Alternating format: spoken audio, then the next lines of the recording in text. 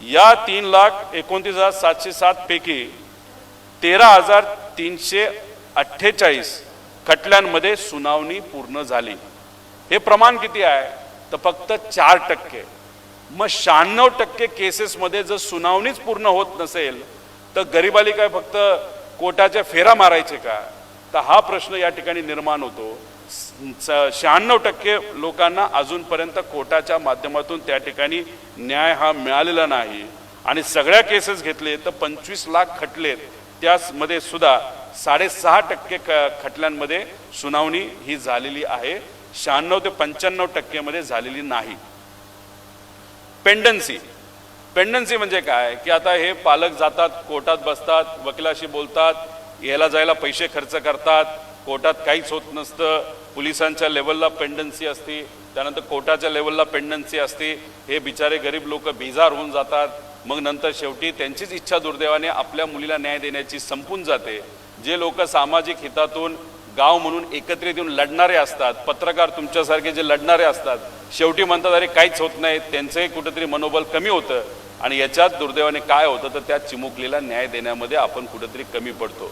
आपण जेव्हा म्हणतो तेव्हा समाज म्हणून, पत्रकार म्हणून, राजकीय नेते म्हणून, पोलीस म्हणून आणि कोर्टाचे जजेस आणि वकील म्हणून सुद्धा कुठं ना कुठेतरी आपण कमी पडतो। त्या पेंडन्सीमध्ये एक तर चार्जशीटच्या बाबतीत पेंडन्सी आहे, त्याच्याचबरोबर कोर्टामध्ये पेंडन्सी आहे। म्हणजे एक तर पालघरला आम्ही जेव्हा गेलो होतो तिथं असणारे आदिवासी समाजाच्या लोकांनी आम्हाला सांगितलं हो अशा अनेक केसेस होतात, पण कोर्टात कोण जाणार, कसं जाणार, कसं लढणार, कुठून पैसा आणायचा, म्हणून आम्ही कोर्टात पण जात नाही आणि पोलीसकडे पण जात नाही। त्यामुळे ह्या ज्या केसेस आहेत ह्या कितीतरी जास्त केसेस असं लोकांचं मत आहे। त्यामुळे असं म्हणलं जायचं justice delayed is justice denied.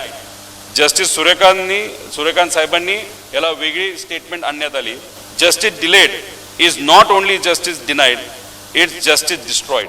आता आज आम्हाला असं बोलावं लागेल, justice delayed is not only justice destroyed, it is betrayal of faith on judicial system. ही आजची परिस्थिती आहे।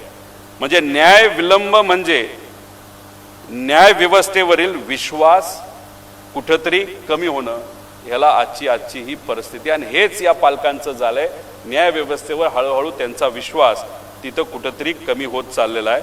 आणि दुर्दैव असं जसा वेळ जातो तसा जो क्रिमिनल असतो, नराधम असतो, जो जेलमध्ये जातो, तो स्वतःला खूप मोठा क्रिमिनल समजायला लागतो। आणि तिथं काय पद्धतीने ते लोक वागतात क्रिमिनल, हे तुम्हाला पालक नक्कीच सांगतील।